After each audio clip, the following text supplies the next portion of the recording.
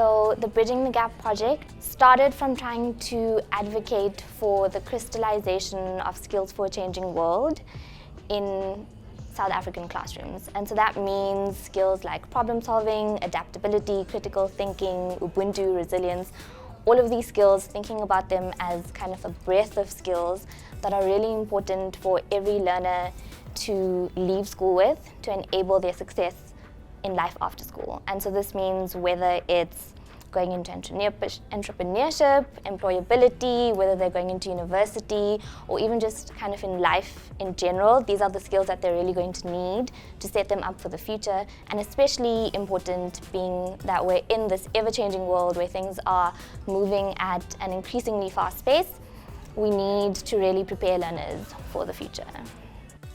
I think for us at Save the Children at that point, where we were in this advocacy initiative, we realized the value of joining voices together.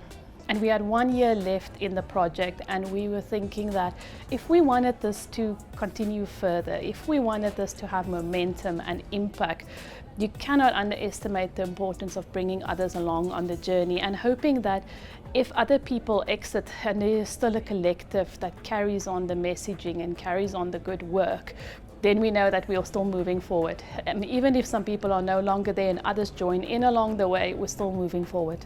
21st century skills, for me, means that we firstly need to look at the South African context. And as we know, there are some serious failings in the education system for many reasons, legacy as well as current challenges. And we need to do a combination of two things.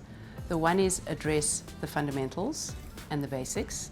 And there's been a lot of research that has identified where the leverages are. For example, ECD, foundational literacy and numeracy, initial teacher education. These are all opportunities to really change the trajectory of education and the quality of outcomes. And we have to focus on those fundamentals where the gaps are, particularly at foundational phase, and we have to look to the future.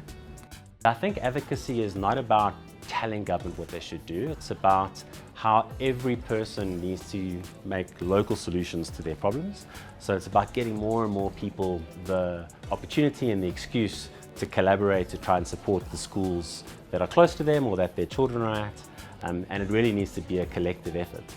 My biggest hope for this project is that more teachers, learners, parents become aware of the power of 21st century skills and become aware of the small ways in which 21st century skills is attainable. It's not just about policy change. It's not just about bureaucratic enforcement of rules in the classroom setting. There are little practical things that we can do in our daily spaces to enhance attunement to 21st century skills. You can't teach what you don't have. So teachers need to have a very close appreciation and very clear appreciation of what the skills actually are. And then, having understood what those skills are, they should then be able to have the ability to integrate these skills in what they teach. My biggest hope for this project is that we can continue going forward with this project even after the funding has been completed, and we can still continue being a community of practice and advocates to help empower teachers, parents and learners.